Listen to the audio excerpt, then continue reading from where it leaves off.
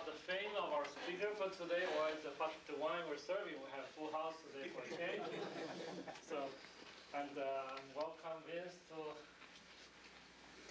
agree to give us a discussion about ASRC and his work.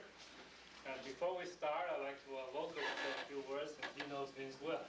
You can do it, eat and talk the same way.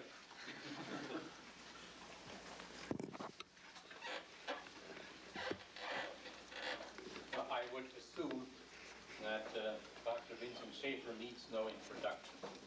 Certainly not around here.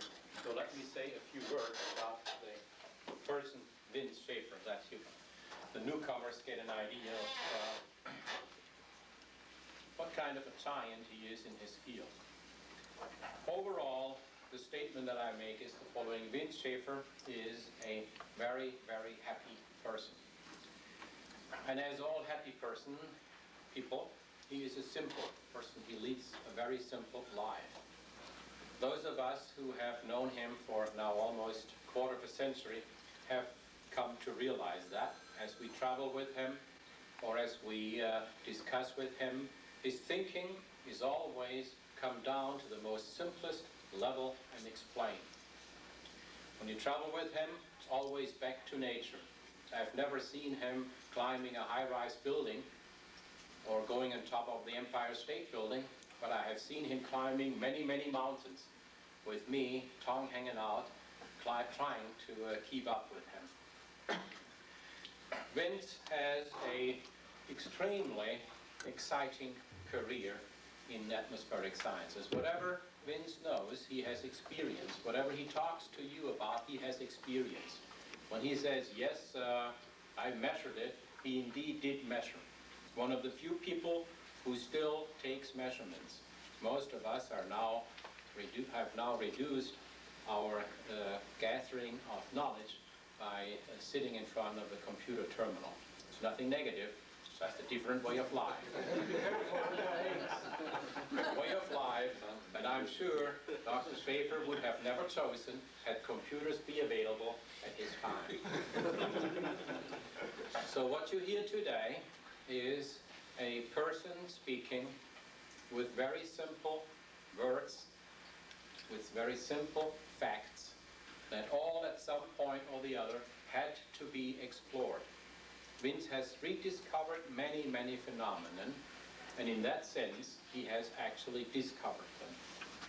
But the one event that is most accredited to him is weather modification, the discovery of the ability of man to change clouds in such a way that they, for whatever reason, begin to rain or snow.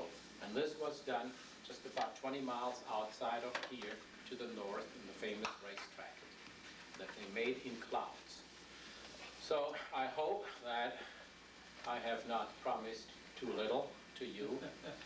I hope that you will learn more about Vincent's thinking, and subsequently, when you see him in the hallway, not only say hello, how are you, but also try to engage in a dialogue, because no matter where you come from, you will always walk away more educated.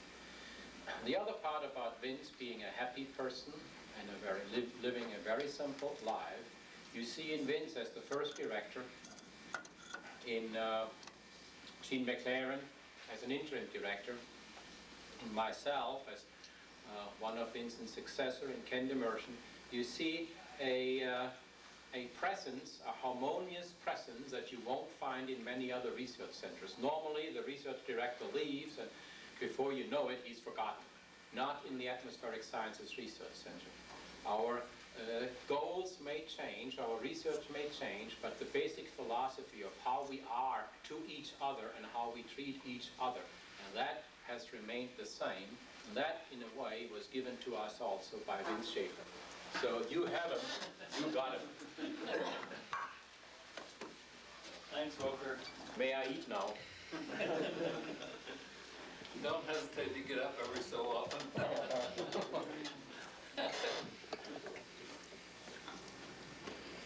Well, I've given quite a bit of thought to how I should talk to you today. And what I thought I would do is go back to the almost the very beginning of my life to give you a picture of the kind of things which influence people. I've been very fortunate in many, many ways. One of the most fortunate things being that I learned the word serendipity and how to use it, how to use a serendipitous process very early. And you'll find in science that most of the worthwhile things are serendipitous in origin. And I can't speak for the computer approach because I know so little about it. Not that I don't want to know, but I just don't have that kind of time. But I thought I'd go back to when I was 4 years old. That was in 1910, the year when Halley Comet appeared. And I'll never forget the fear and trepidation that swept the neighborhood. I lived up in Bellevue in Schenectady.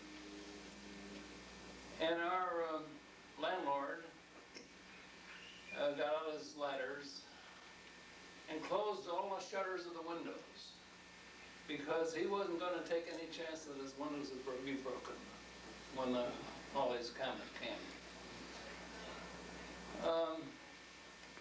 The next morning, when I opened the shutters, or somebody opened them for me, the sun was shining, nothing had happened, and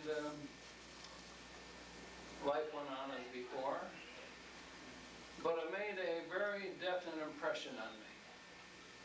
Here was something I wanted to know more about. And of course, that was stored in my mind, and wasn't for some time later that it surfaced again.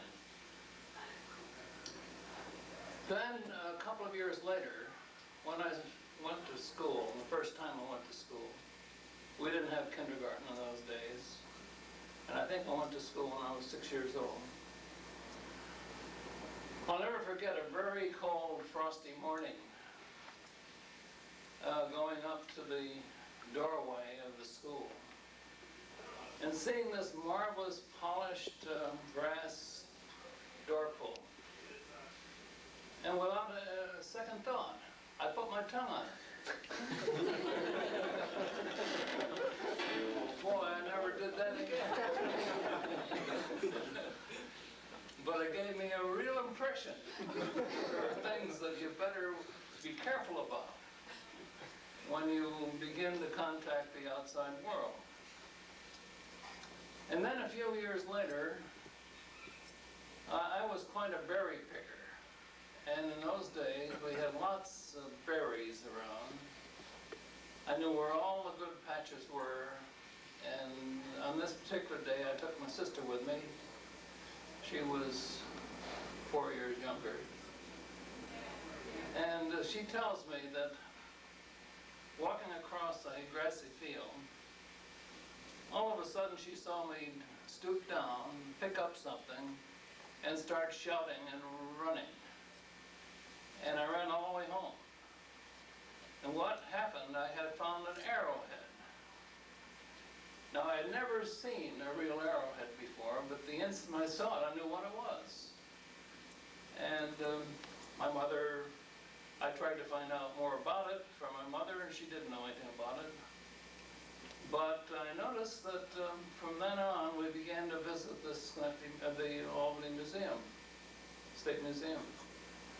And I learned a great deal in a fairly early period, around 14, 15 years old. And then just about that time, there was a scout movement called the Lone Scouts of America, brought to this country by W.D. Boise, who brought the Boy Scouts to America.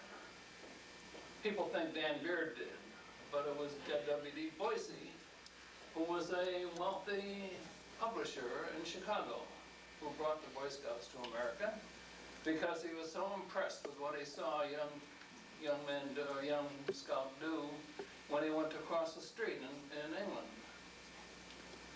Well, Lone Scouts were aimed at the farm youngster, or the loner. I was a loner. So as soon as I heard about it, I might also mention there was a weekly magazine that he published, which was written entirely by boys. And one of our great goals was to get the quill, which you got after having a certain number of articles published. I never got the quill. I tried a number of times, but I wasn't a very good writer in those days. Not sure I am even today. But anyhow, one of the things you did as a Lone Scout was to, if you had 3 or 4 other boys interested in the same thing, was to form a tribe, which I did. And they elected me chief. Now, the interesting thing about the Lone Scout movement is that every tribe tried to have a tribe paper. This was a published type of paper, and most of them were rather of little consequence. But we had more ambition, and we put out a magazine we called Archaeological Research. And I would think I was, I've forgotten just what I was. I guess I was assistant editor. But I would think nothing of going to the head of the Smithsonian and ask for an original article, which he would send me. And we published several original articles. One of the very first articles about the palaphotophone, which was an early version of talking pictures. We published this magazine for 4 years. It was a monthly, and at the end we had 2,500 subscribers. We had an art editor, we had a circulation editor, and some of them are still alive. Most of them are dead. But it was a marvelous thing because we hit the newspapers. People just couldn't believe that youngsters of our age could be doing anything like this. And as a result, the publicity brought me to the attention of the state archaeologist. And he invited me to go on a field trip with him, a month's field trip into the central part of the state. He was a marvelous fellow. He was a Seneca Indian who was the director, the head of the archaeology department of the state. So I went and spent meanwhile, I had to leave school, and my uncle recommended that I join the GE apprentice course, learn a trade, which I did. And it was the second year of my trade, 1924, when this invitation came. I went to the superintendent of apprentices and asked him if I could get a month's leave. He wanted to know why, and he looked rather, I don't know whether you say awestruck or whatever, when I told him I wanted to go on an archaeological expedition. He said, sure. So I had a marvelous time in the mid part of the state with Chief Parker. We hired a little log cabin on the shore of Cuca Lake. Every day we would walk out into the countryside, looking for Indian sites, checking up on sites that had been reported, and we had a fantastic time. He told me the Indian names of the berries and other things that were around. And it was at that time I decided to become a scientist. Didn't know what kind, but I had a feeling that there'd be something that I could find interesting. I didn't want to become an archaeologist. I didn't know what I wanted to do, but I just felt that I wanted to somehow get involved in science. He was a very educated man. In fact, we stayed at a farmhouse for a few days, and somehow or other the young lady sense that he was a pretty bright fellow. And they had a set of the Encyclopedia Britannica. And she would open it at random, ask him questions, and he had the answer to every one of them. It was just fantastic. Well, that gave me a goal to try to emulate him as best I could. And he was my lifelong friend from then on. And we had a lot of great times together. I went on other expeditions with him down to Pennsylvania and other places. And from time to time we get together and have a great time. Well, that takes us to about 1924 or 1925.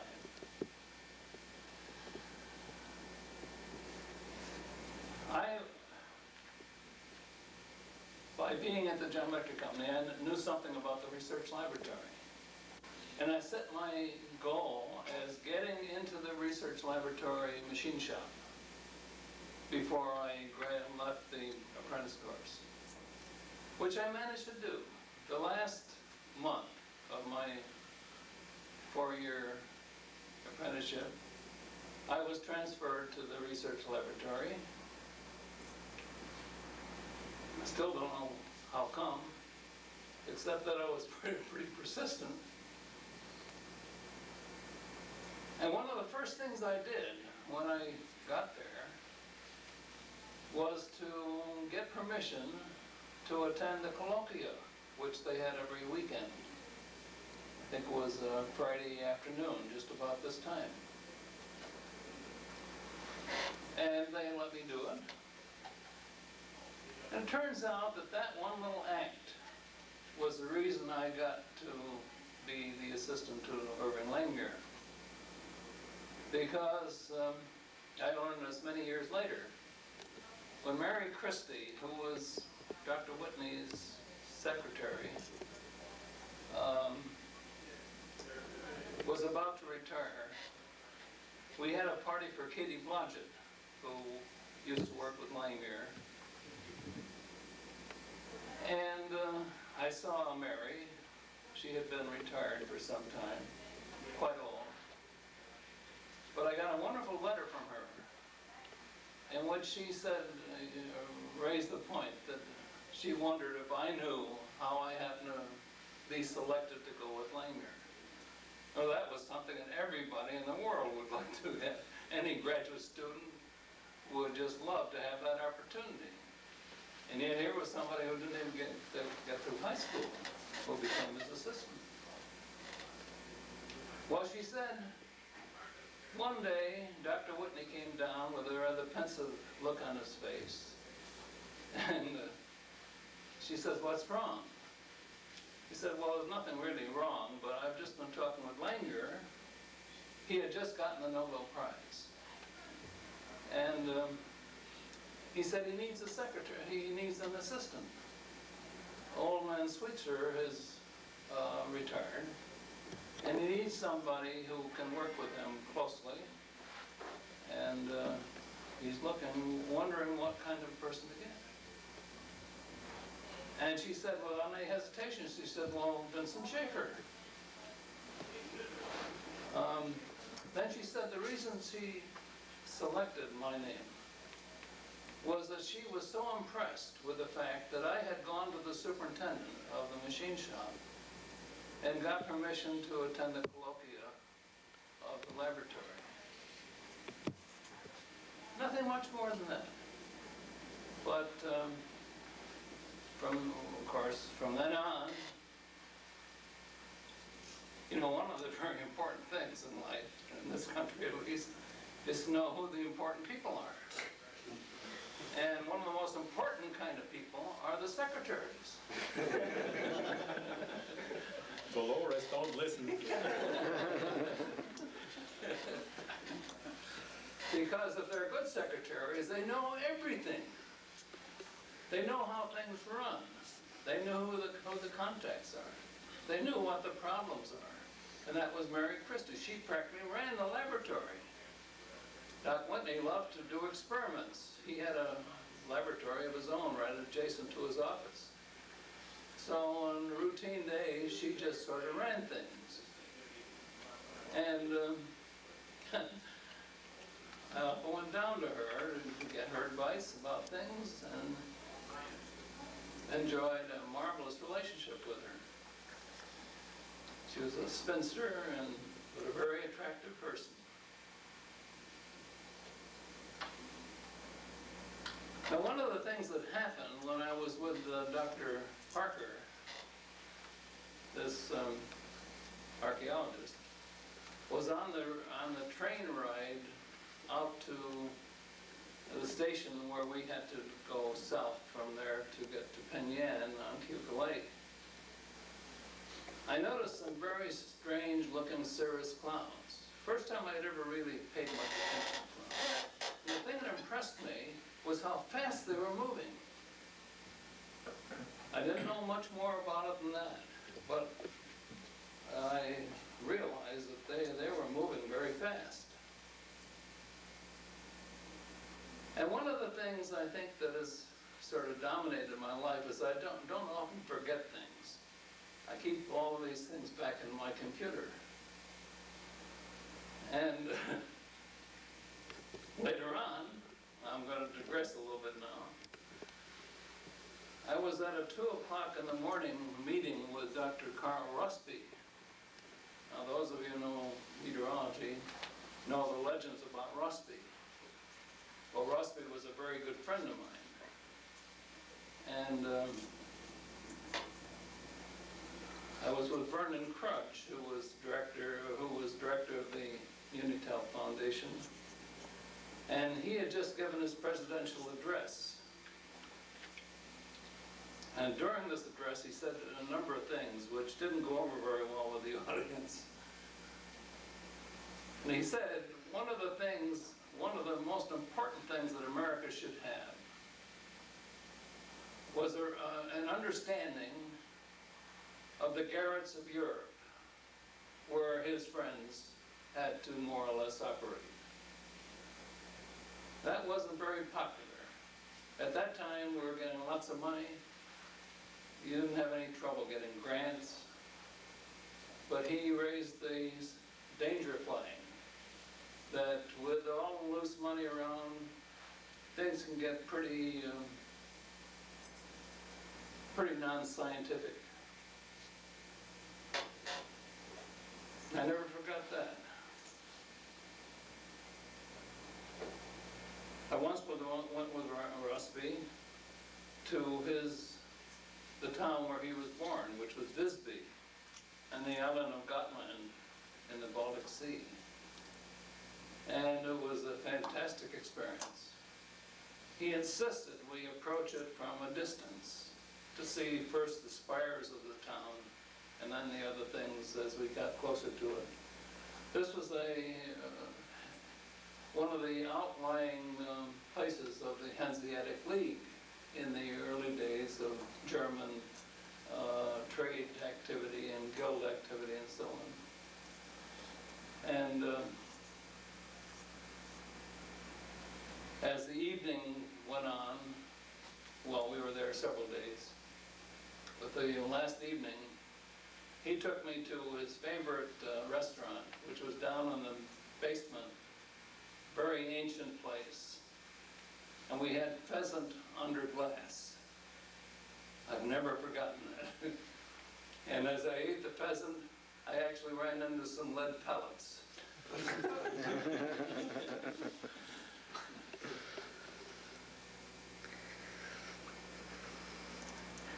Well, I'm sort of jumped ahead now. I have to drop back. When I went the first time to the research laboratory of General Electric, I got the dirtiest jobs that were there. And the dirtiest job was to machine graphite.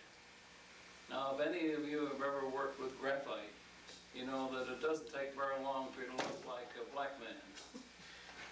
And that job and the making of test bars job you could possibly think of for a machinist. And I got both of them. And I got rather disillusioned with the machine shop and its opportunities and so on. So I left. Just up and left. But I still had to help support the family with some weekly income. And I had heard about the Davy Institute of Tree Surgery. So I corresponded with them, found out that they would pay me to go to school out in Ohio as they trained me to become a tree surgeon. And I jumped at the chance because it gave me a chance to do a little traveling, which was something I hadn't done. And I had a pretty good time. Spent a winter learning many different things about trees. Then in the summer, spent a lot of time on the big trees of northern Ohio and southern Michigan. Worked for a lot of rich people. They were the only ones who could afford Davy. And it was at that time when I decided I never wanted to get rich. Because all the rich people we worked for had nothing but troubles. They were the most unhappy people I'd ever seen. So I decided that wasn't the direction I wanted to go. And obviously, for the kind of money I was making anyhow, it was one of those things where I didn't have to worry too much about it right away.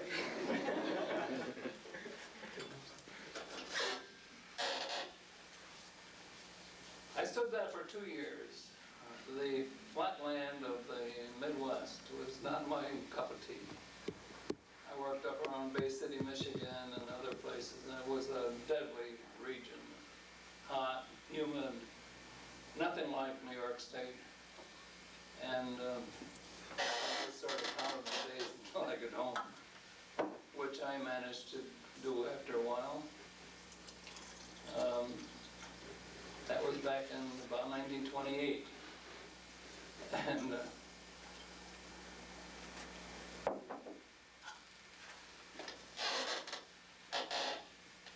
I decided to go in business. And I put together a little business for locally treating trees and orchards and such things. And had a nurseryman approach me who knew something about what I'd been doing. And he wanted me to go in joint partnership with him in building up a big nursery. Well, I'm mixed from Schenectady. Had the place all figured out where he would operate. So before I decided to definitely go with him, I decided to go back to the research lab and talk with some older people who I had a very high respect for, and ask them what they thought would be the smart thing for me to do. And Dr. Bob Palmer, for example, who had been superintendent of the laboratory, said, I wouldn't do that if I were you. I think there's some serious economic troubles ahead of us. He said, why don't you come back? I've got a much better job for you. And you can stay as long as you want. That was in 1929, just before the Depression. When in fact it was only, my first day at the laboratory was about 3 weeks before the big climax of the Depression. Of course, from then on, since I was at the bottom of the totem pole, every time the boss came around on the weekend to tell some people they had to go home, I held my breath. But since I was at the bottom of the totem pole and probably the least paid, they kept me on. And I continued on without any trouble. Then it was in 1929 1932 or 33, when Dr. Langmuir came down and asked me if I wanted to work for him. Of course, I didn't have any hesitation saying yes. And it was just fantastic because the things he wanted me to do were things I could do. I did a lot of studying, of course. I bought a lot of books, stayed up with the state of the art and things, and managed without any trouble to sort of educate myself along with him and Dr. Blodgett. And it was just fantastic.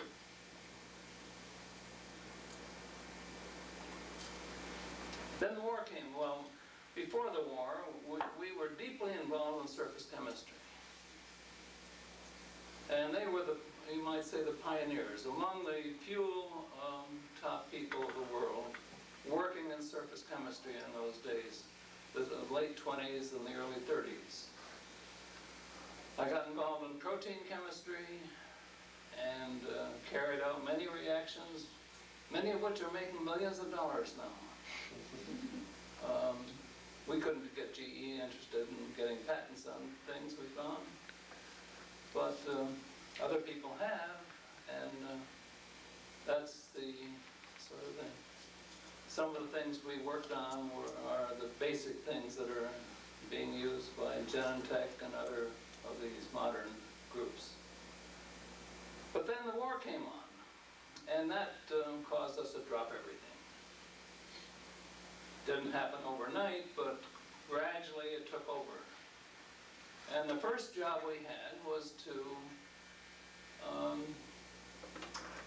try to find a way of filtering particles, smoke particles, because we learned that the Germans had a poison nerve gas, which was particles.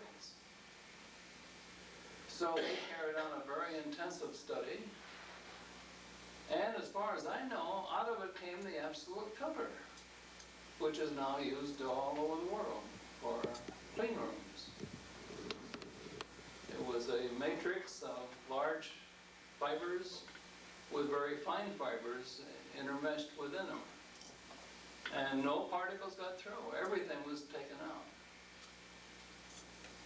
Well, in testing those filters, I had to build a little smoke generator, which I did. And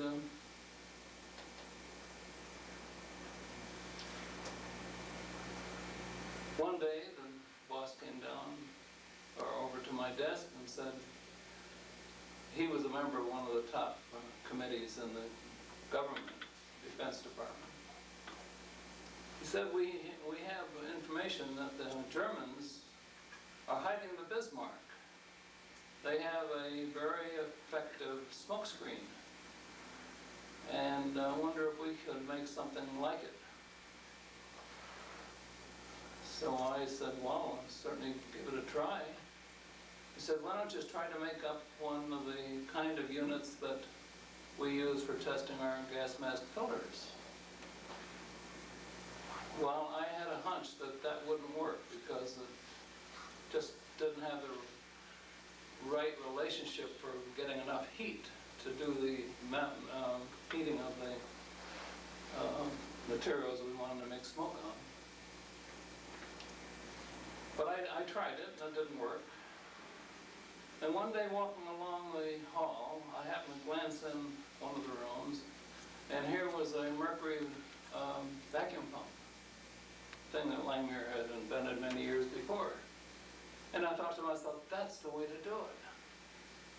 You want to have a vapor coming out at high velocity. So, as soon as I got to my laboratory, I almost ran there. I looked around, and here was an oil can, regular oil can with this spout on it. I put it on a Bunsen burner holder, put a Bunsen burner under it, boiled the oil that was in it, and out of it came the most fantastic smoke you ever saw. Within a few minutes, the entire laboratory was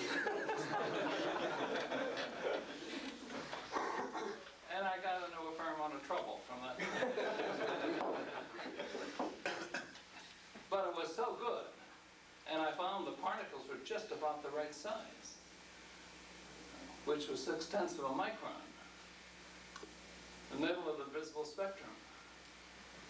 That was what we had to have. So I decided to build a bigger one. The boss was on a trip in California or someplace, and I couldn't share it with him, but I knew that he'd be very tickled when he got back.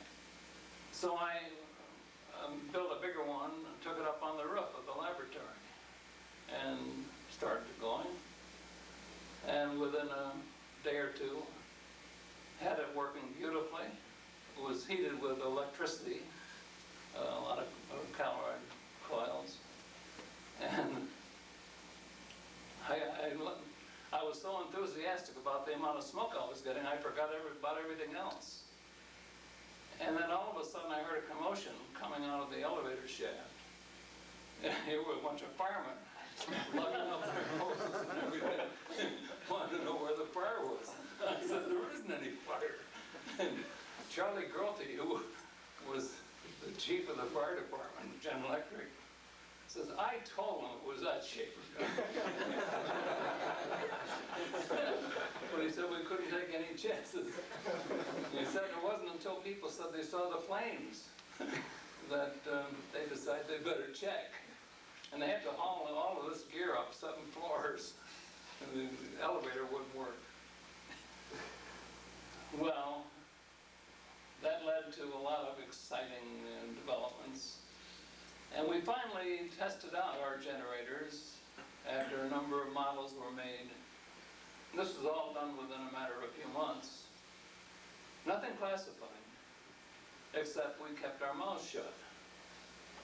And I told Langmuir that if we wanted to test it out, we ought to use the Schoharie Valley, because I knew there was at the time I didn't know there was such a thing as a drainage wind, but I knew there was a great flat area and there was a steep cliff 600 feet high, which we could get on top of, and we could then see everything that went on.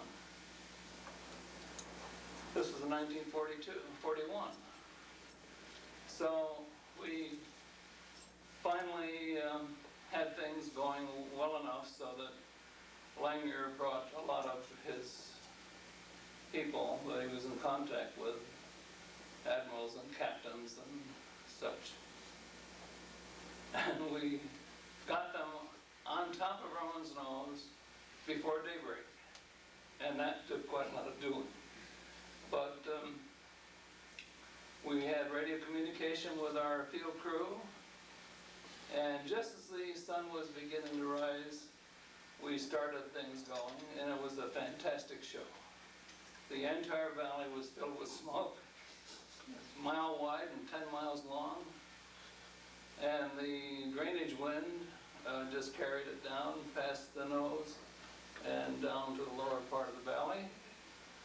And then around 10 o'clock, it brought it back again as the convection began to suck it up. So we had a fantastic time, and out of it came the construction of 60,000 of these big generators, which was used during the Rhine crossing and Anzio beachhead in North Africa and kamikaze attacks in the South Pacific. Things that weren't talked about, but that was pretty much our smoke. And the interesting thing we discovered in the process was how to measure particles. That's why I know a fair amount about particles. And it turns out that if you take a high boiling point oil, say 400 degrees Celsius, boil it, let it become pressurized, have it about 10 pounds pressure, let it come out of a tiny orifice, comes out with sonic velocity, and you get 0.6 of a micron particle. Just automatic. Very serendipitous effect, but that's the way it works. And I'll never forget the time Langmuir, of course, was always doing the things sort of on the theoretical side. He came in one day, just after I'd finished testing at a unit up on the roof, which I'd measured. Then he said, what we need is 9.4 pounds pressure and a .187 orifice. I said, I've just finished a test. It showed 10 pounds pressure, 3/16 of an inch orifice. Of course, the perfect jive in there was fortuitous, I suppose, but it certainly worked. You also had a neat way of finding out the particle size. Yeah, Filters. one day I was in deep smoke, or heavy smoke, happened to look at the sun. The sun was a beautiful pinkish orange. Another time it was blue. Another time it was yellow. So we found out that what we had to have was this beautiful pinkish orange color. And we built a series of filters, all based on theoretical considerations, which I didn't do, but Langmuir and Blodgett did with an analog computer. First time I ever heard the word computer was a computer that General Electric had, took up the entire loft of the GE Athletic building. I never saw so many gears and other things in my life, but that did the job. And they worked out the relationships, and out of it came these filters. And we built a little gadget with 6 holes the size of the sun when you held it up at arm's length. And each one had a different color. So the operator would hold it up like that after he got the smoke going. If it was blue, he knew the particle was too big. If it was a deep red, he knew they were too small. So this gave him a chance to make the adjustments to get the right size.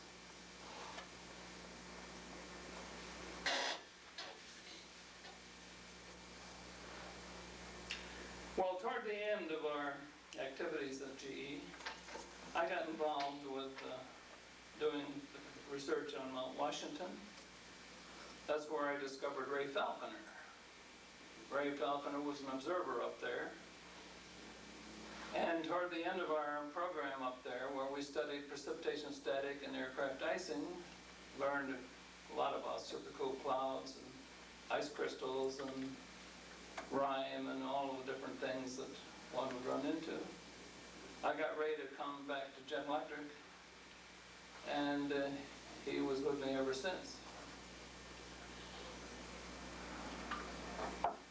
It was a very exciting period.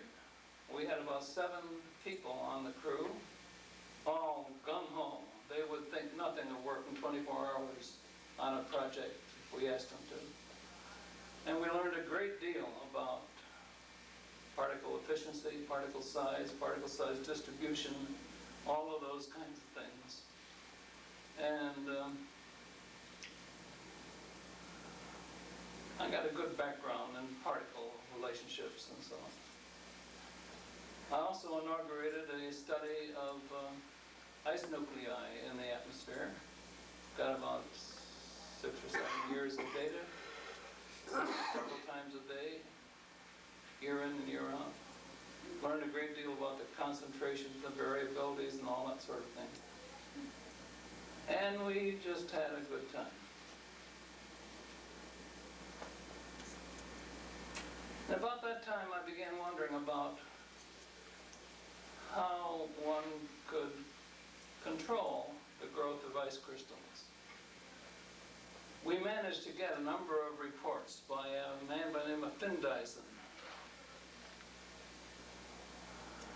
Years later, I visited his laboratory, saw his units that he had. He was a pioneer in the region. And one of his papers described how he believed that it would be possible someday to have a way of converting supercooled clouds to ice crystals. He made a number of suggestions, which I followed out. None of them worked as he hoped they would, but that's the way it goes. Then the war ended. And of course, along with it ended our contract with the Defense Department. But General Electric, through the influence of Langmuir, kept our research going without any pause. And in '46, I was trying to find a way of seeding clouds, little clouds in the cold chamber, and managed to, on one very sticky, humid July day, I wanted to cool the chamber. It was getting too warm. So I got some big chunks of dry ice and put them in the chamber. And the instant the dry ice went in, I saw I had the answer I've been searching for. So, took the big pieces out, put a smaller piece in, and finally found that I just scratched the surface of the dry ice, holding it above this chamber. That's all that was necessary to completely seed the cloud. And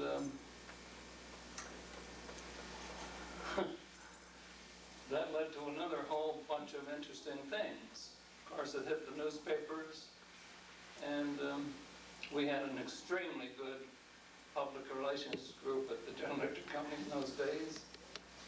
And I have a stack of, have a picture of a stack of clippings about that high, all over the world.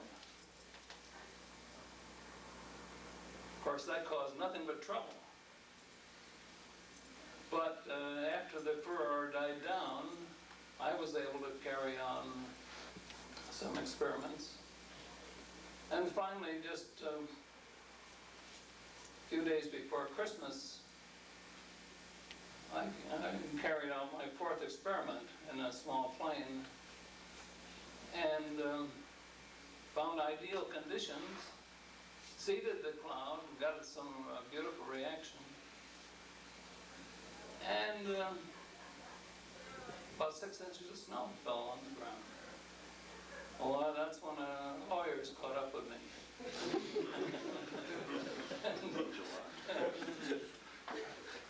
They said, no more seeding.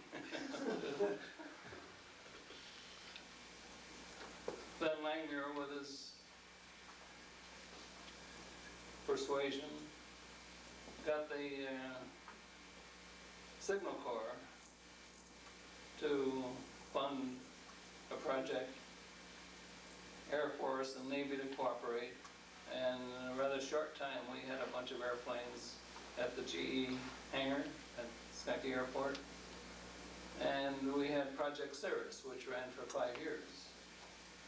And during the process we established the range of possibilities and things you couldn't do, and learned a great deal about the potential of cloud seeding. The things you couldn't do were very important. And there's nothing very new has happened in the past 40 years. Just about the same as it was then. Bernie Vonnegut in a couple of months came up with the silver iodide as a very effective way of seeding. And between the two of us, we had patents, which then were released to the general public, of course, when General Electric showed no further interest.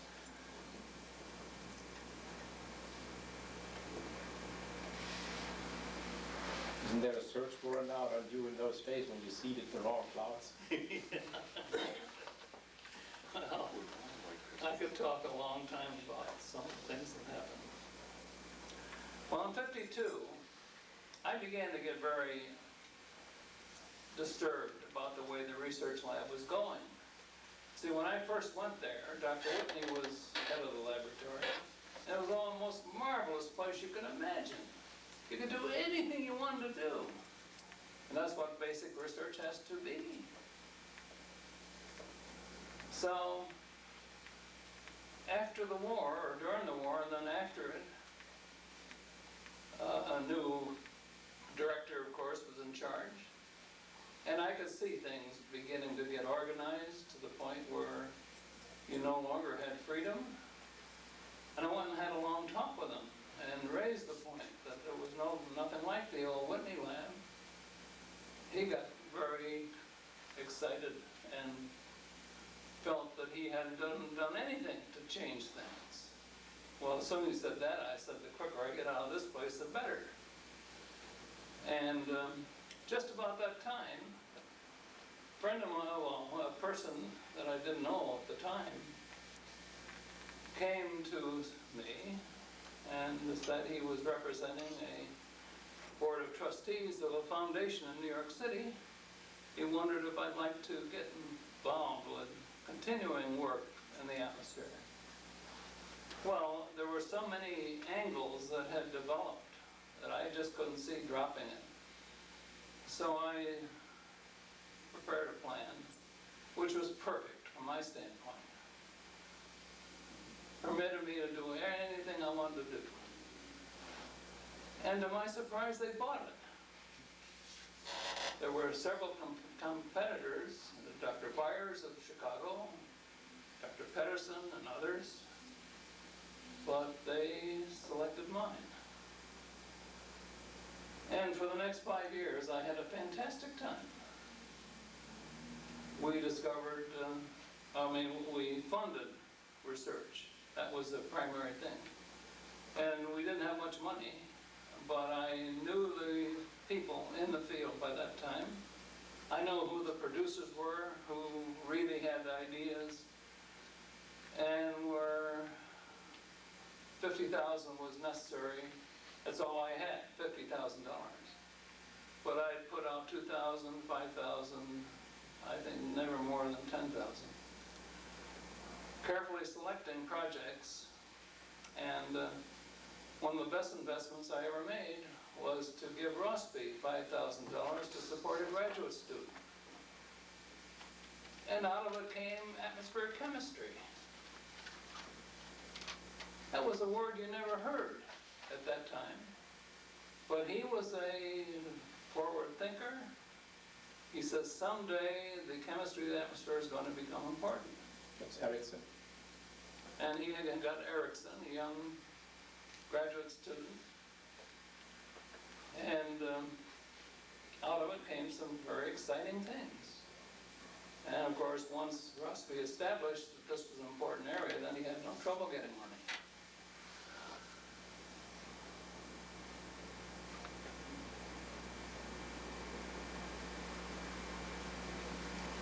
Then one day I had an invitation to go to New York City to meet with the new trustees, the new officers of the foundation. And they told me they wanted to move everything to Africa. So I took a rather dim view of that. But I agreed to go to Africa to look it over and see whether or not it would work out. Went to Nairobi, first went to South Africa, where they had a very fancy home, and then met with the university people at Witwatersrand and other places, and up to Kenya, and we did some very exciting flying in the vicinity, looking over Kilimanjaro and Mount Kenya and other places. I had a wonderful time, but my conclusion was that that wasn't the place to have a research activity. It'd be great for a field operation, but not for headquarters. So I told them that, and we parted ways amicably, but without any question.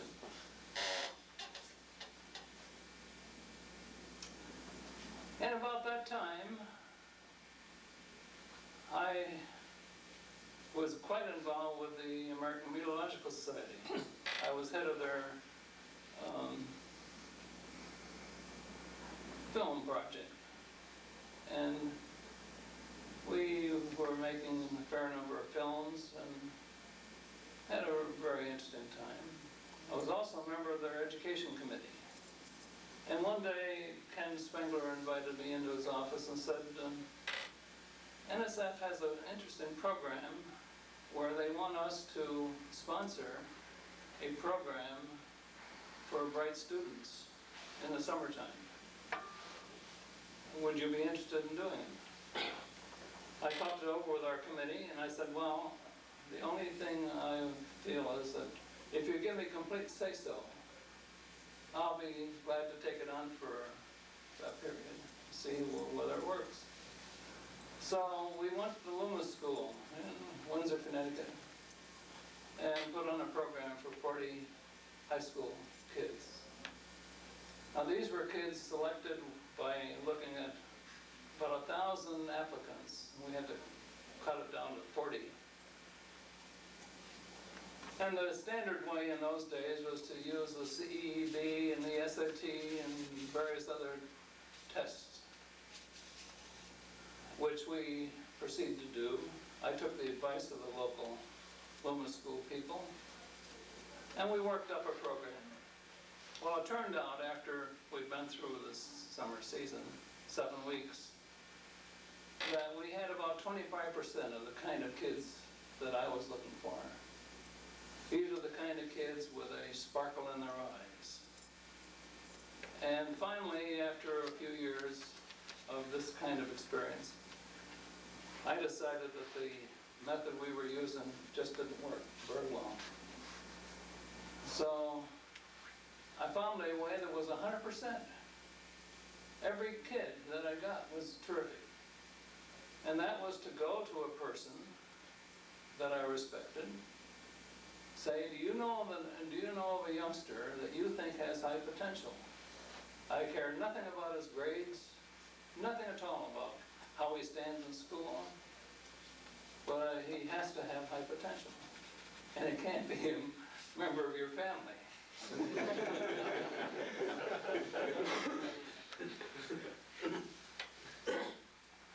Out of that, I got 100%. Every kid I got was terrific.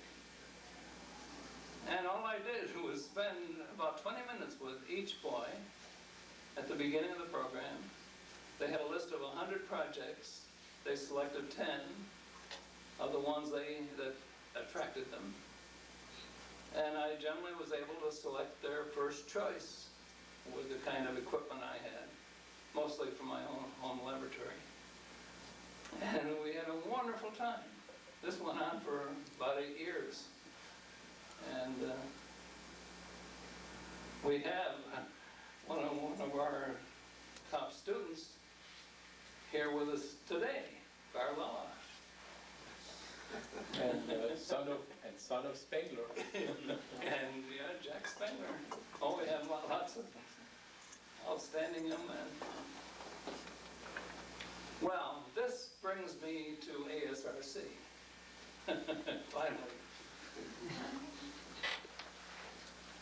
When we put up our first program, there were 40 kids, and I had to select several alternates because I figured that a few would drop out. And it turned out that a little school across the river here, in East Greenbush, there were three. Three had survived this huge cut. So I said, well, you certainly can't take 3 from this one school. So we said, well, we'll take one and make one an alternate, and then we'll have the third one as a subalternate. Well, it turned out that the 2 from East Greenbush High, Columbia High, were selected. And one of them happened to be the son of the dean of the college. Now, in those days, there was only one dean. This is when we were down at the lower campus, Dean Lanford. And when he saw what happened to Henry in a matter of 7 weeks, he said, I think this fellow's got something on education that we ought to know about. So he asked me to meet with him and Van Collins, who was then president, and said, how would you like to see if you could set up a program at the university with honor students? I said, well, we'll try it, which I did. And after 2 or 3 semesters, I finally decided that, well, I went to the dean and I said, I'm having a good time, and I think the students are having a good time, but it's a waste of all of our time. Because all these young people have, they were seniors, they want to get a teaching certificate, get out and earn some money. And I can show them how they missed the boat by not getting into science, but it's not going to work. So he agreed. A few days later, he said, what would you do if you had $50,000? I sort of reached in my pocket and said this, because I'd worked up a plan when I was trying to get RPI to get involved in this type of thing. And it was based on Whiteface Mountain. I knew that there was a terrific potential for atmospheric studies at Whiteface. During the war, I had worked on Whiteface for a very brief period, looking at icing of helicopter rotor blades. And had worked up a rather elaborate program to use Whiteface Mountain. So Dr. Langford thought this was very intriguing, and out of it then came plans to put together an advisory committee, which we had some of the top meteorologists in the country advising us. We had a meeting down at the old campus. And ASRC was the result.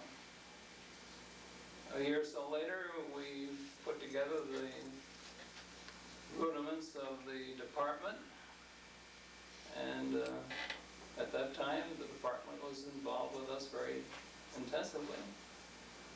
And of course, during that period, I had a lot of very good friends, including Gene McLaren. Gene was I guess our second or third director of ASRC at that time. That was an easy job, though, because the easiest I ever had. Vince was there to tell me what to do. Well, anyhow, it worked out very well. Now, I think one of the most important features of ASRC in those days and right up until the present time was the fact that I tried to put together a group like the old GE Research Laboratory, where people had freedom to do what they wanted to do. Because that's the only way you can take advantage of serendipity. If you discover something inadvertently and have the desire to follow up this lead, if you're working on a firmed up project, there's nothing you can do about it. But with the kind of lab that Whitney had, that was just the natural way we did things. And Boker went along with it. It certainly has worked. Whether it's still going to continue working will be up to Ken Demerjen. But I have a feeling that he has an understanding of this too. And one of the most important things that I learned from Dr. Whitney, he used to come around every day visiting people in the laboratory. There was a little private elevator. And if you'd really arrived, you got a key for it. Well, I got a key. This is somewhere along the line.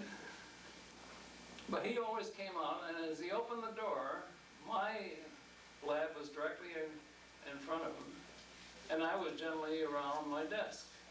I had a bench where I was doing research work, but he could generally see me. And whenever I was there, he'd come in. That was most of the time. And he'd sometimes just say hello, and sometimes he'd sit down and we'd talk for half an hour. But one of his main ideas was to be sure that all of his key people were having a good time. And one of his favorite sayings was, "Are you having any fun?"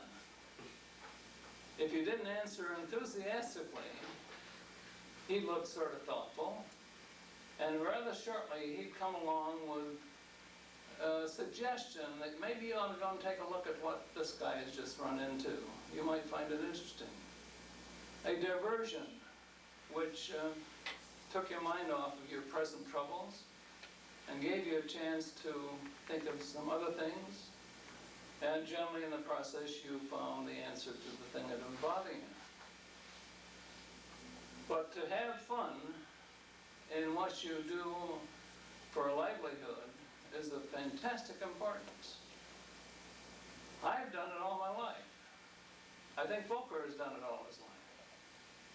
And it is a way to do science. Because you never know when something's going to happen that gives you an answer to something you hadn't expected. Now I have a number of discoveries that I've made this way, and it never fails to work. It's about time to quit, I guess.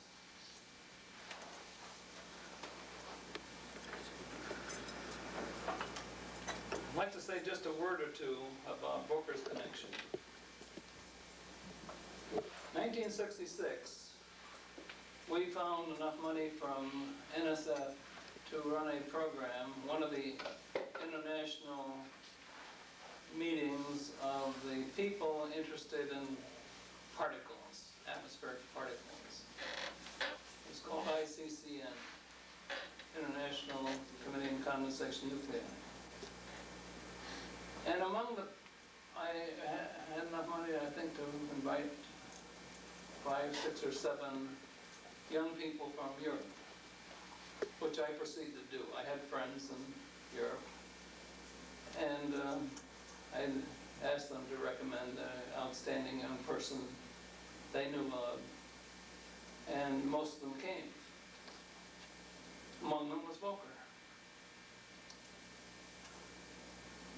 And I was very much impressed with the way he operated, the way he presented his paper. And then I learned that he was determined to come to America. So I had a friend who was going back to Germany on a visit. I said, check up on this guy. This was Ted Rich. Go to University of Munich, or wherever it was, I think that's where it was. Find out if this fellow Volker Monin is as good as he seems to be. And I got a telegram back, grab him if you can. So I did.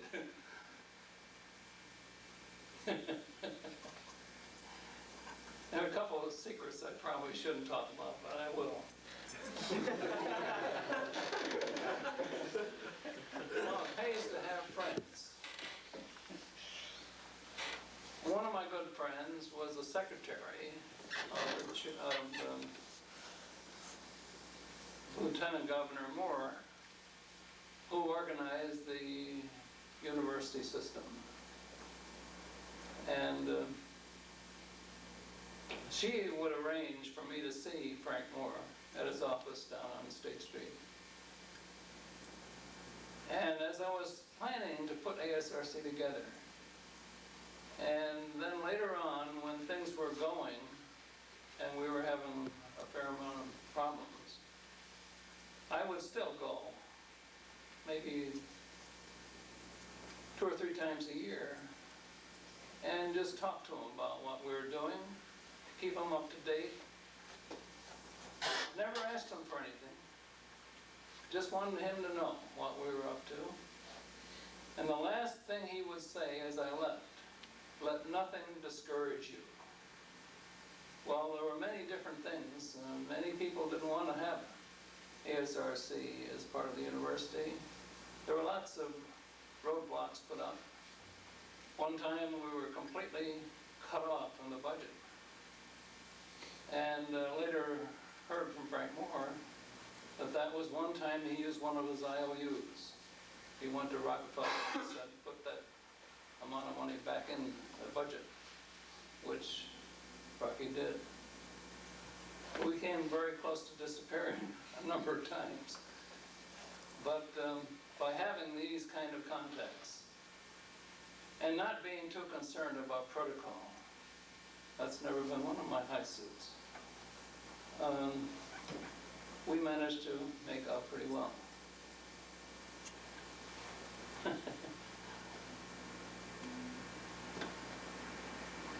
In these early days after the Natural Sciences Institute program, I decided to put together a program or take advantage of the fact that at Yellowstone Park, there should be lots of super cool clouds from the geysers and hot springs in the wintertime. It happened that there was an earthquake, the Hebden Lake earthquake, where a whole mountain slid down into the valley and dammed up a lake called Earthquake Lake. And I happened to be invited to give a talk at a meeting of the Park Service at Jackson Hole. We've forgotten the details, but anyhow, at the time in the scuttlebutt after the formal meeting, I learned that 2 rangers had been assigned to spend the winter at Yellowstone. And I immediately got going and to see whether we could arrange to spend a week or so there. Fortunately, I knew the chief ranger, the chief forester of the Park Service, and he made all the arrangements. And I went there in 1960 to see whether or not it was really a good place to do research. It turns out to be fantastic. So I went to NSF and got enough money to put together a program. And for 11 years, we ran a program at Yellowstone. Winter program, lasting for a month, with the participants spending a week at a time. And one group would come in, and the group that had been there would go out. So we had a shuttle sort of thing, and it worked out very beautifully. It's one of those things that I ran completely on my own, along with a good secretary. I learned a long time ago that if you want to really slow things down, appoint a committee. If you have a committee of 1, then you can get things done. And that's the way I tend to act.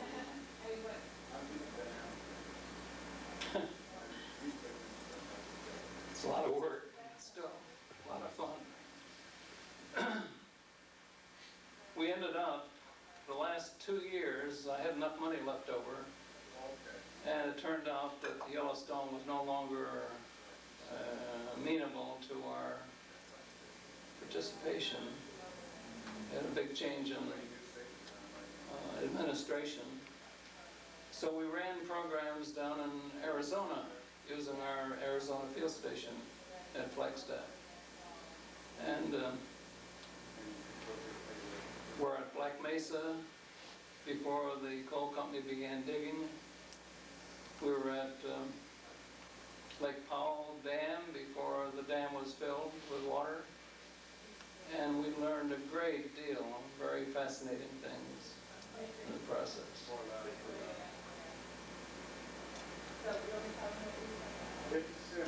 During one of my periods with ASRC, with the Munitop Foundation, I decided to get 10 cameras and spread them around the world, get people to take pictures of clouds. I called it a dynamic cloud atlas. These are time-lapse pictures of clouds. And we managed to get about 70,000 feet of rather nice time-lapse pictures. They are now all over at the university library.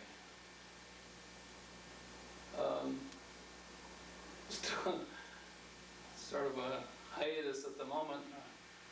Now have complete freedom to duplicate, and it's just going to require somebody to get interested in putting this thing together. But we do have a rather unique library of time-lapse movies that someday I hope can be used for educational purposes.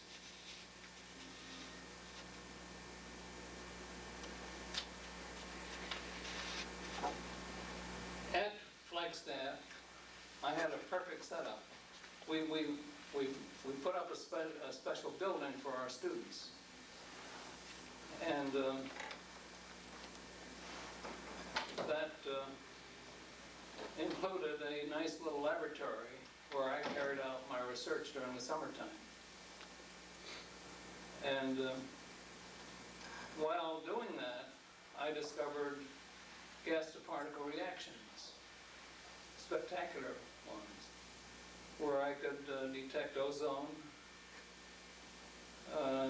nitric and hydrochloric acid vapor, and ammonia, by a particle reaction where I just measured the number of particles produced, and very spectacular numbers of increase occurred with parts per billion of these trace gases. And for anyone who's particularly interested, this is a summation of my work, which has a lot of examples, and anyone really interested in these reactions might find that to be of interest.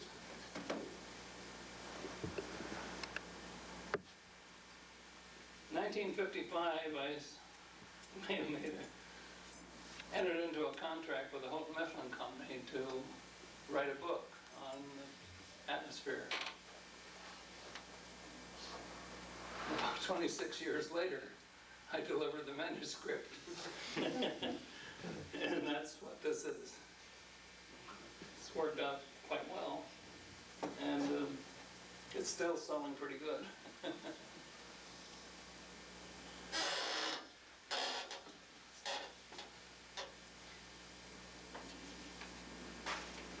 I've just finished another book.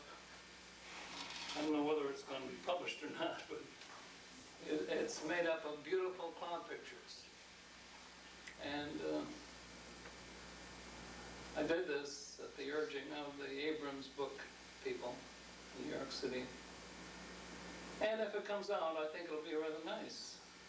It'll be just pictures of clouds with a little descriptive information about them alongside.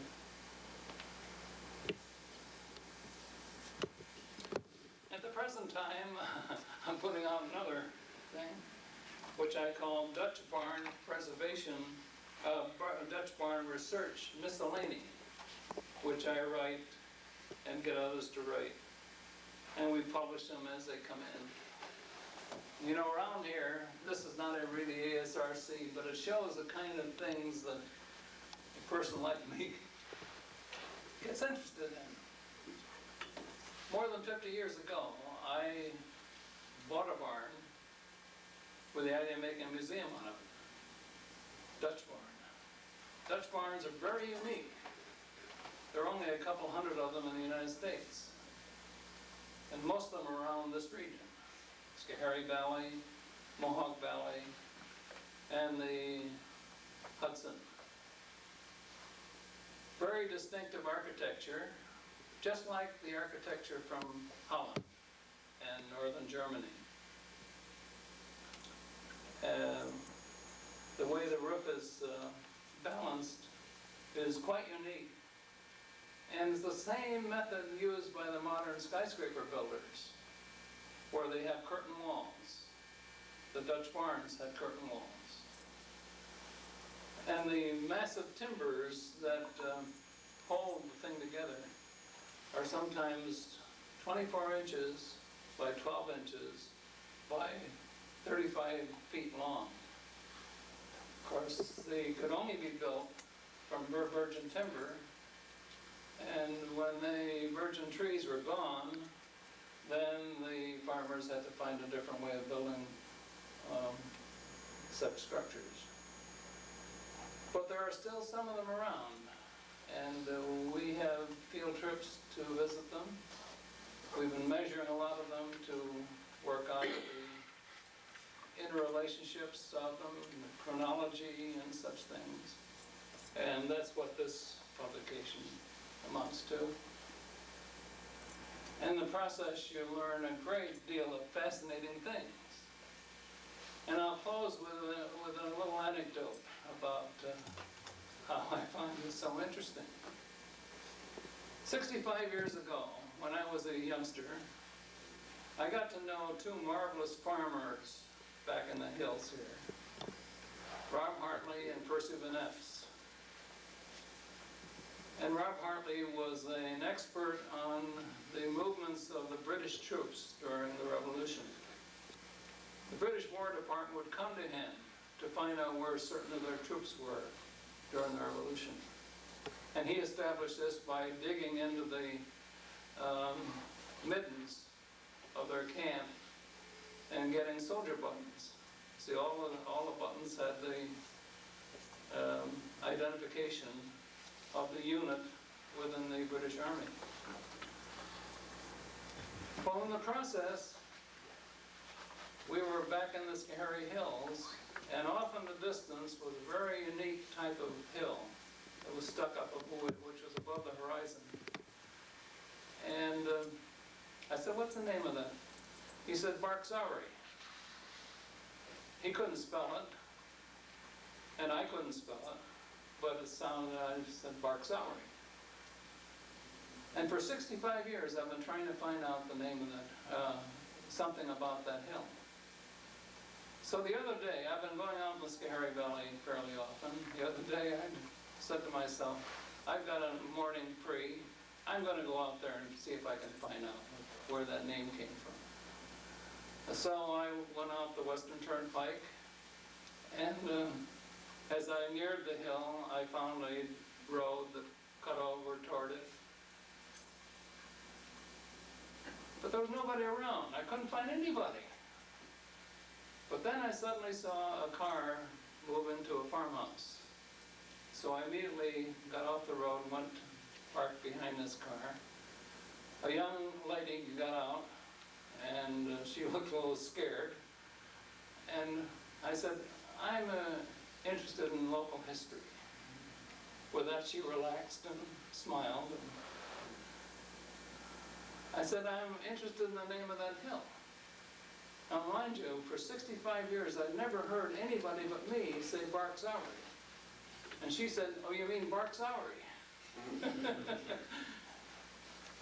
She says, "Well, I don't know anything about where the name came from, but there's an old fellow up the road who was a retired college professor, has a big farm, and he probably can tell you." So I followed her description as best I could. Sort of got lost, but then saw a farmer coming out of the field with a great big tractor. I parked the car and waved to him. He got off his tractor, which was very noisy, and he walked up to me.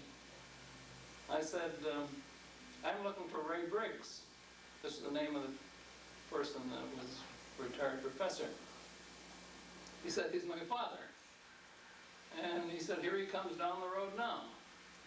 So the car came down the road, but then it went back into some farm buildings, and I followed it in and introduced myself, and he turned out to be a fantastic fellow.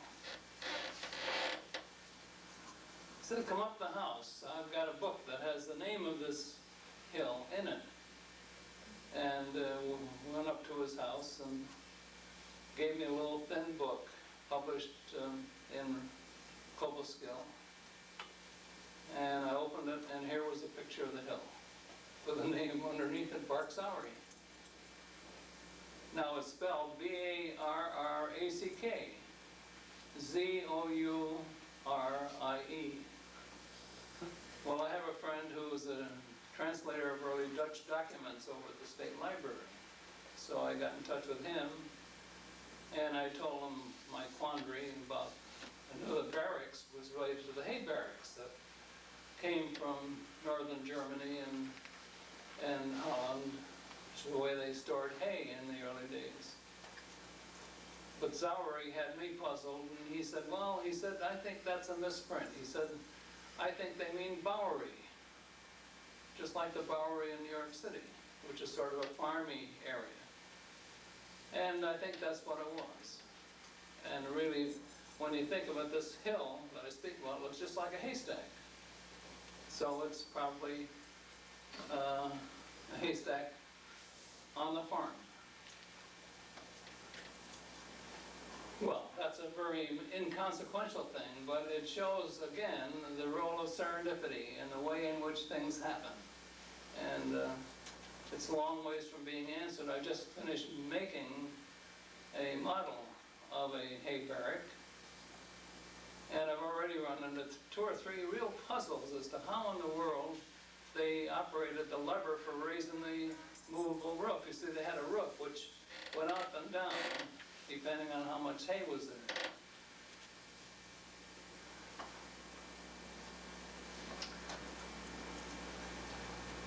A couple months ago, I made a model of this barn that I tore down, which looks pretty good. It's one of the kind of things you do when the university no longer gives you any money. Well, it's been very nice talking to you all. Hope you learn a little bit about ASRC and its origins.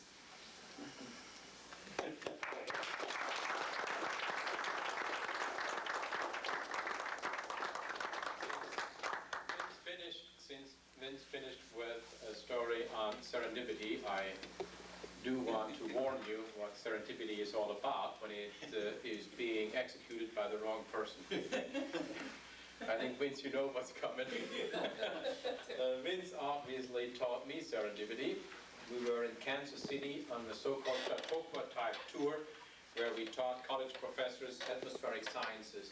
That went on for 5 years, or 3 to 5 years, being on the road for 6 weeks with Vince. He was standing in Kansas City, and I can't imitate how deep his hands were in the pockets, but they were deeper than what you see here, and always standing like this.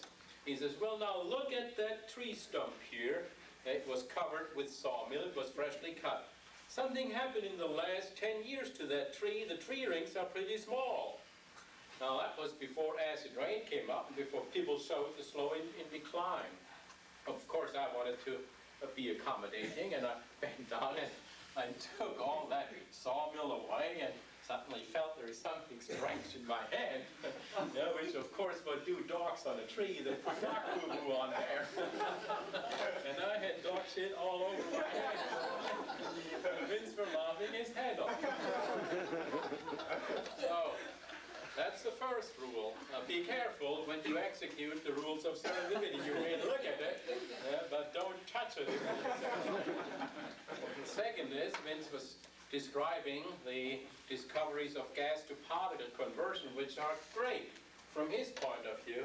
From my side of view, when we were traveling, the way he discovered gas-to-particle conversion, he put turpentine into a plastic bag. He would shake that plastic bag. I have pictures, Vince shaking the plastic bag from Mauna Loa all the way to the opposite end of the world, and then he would grab a sample of air, close it again, let the gas react, chemical reaction, Bill Stockwell, you've done it all on your computer, and then you put a little tube in there with a counter, particle counter, you measure particles, they are there, and the amount of particles proportional to the conversion that took place. Very simple.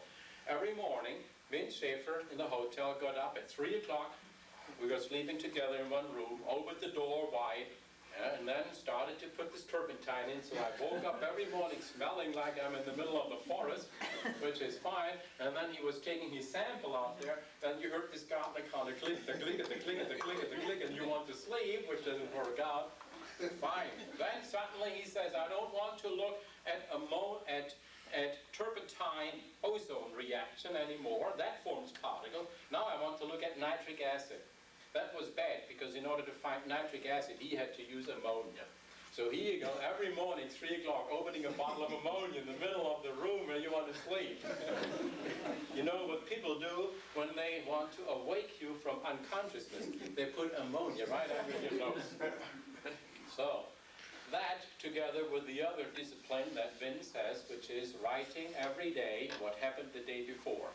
So these two things together meant that either I was becoming a nervous wreck traveling with Vince, or I gracefully going out and finding a room on my own where I could sleep until 7 o'clock in the morning. So that's Vince Schaefer. You also heard him talk about the question having fun. Continuously you see Vince saying, well, and I had a good time. In his simplistic words, it means in order to be creative, you have to have fun. You have to like what you're doing. And I think that's the basic message that we should keep in ASRC. I close with that. If in the morning you come in, you don't like it, in the evening if you leave and you say, I haven't had any fun, you're doing something wrong. So having fun, being creative, that's the message that Vince wants to give to you. Thanks again, Vince. You are a great fellow.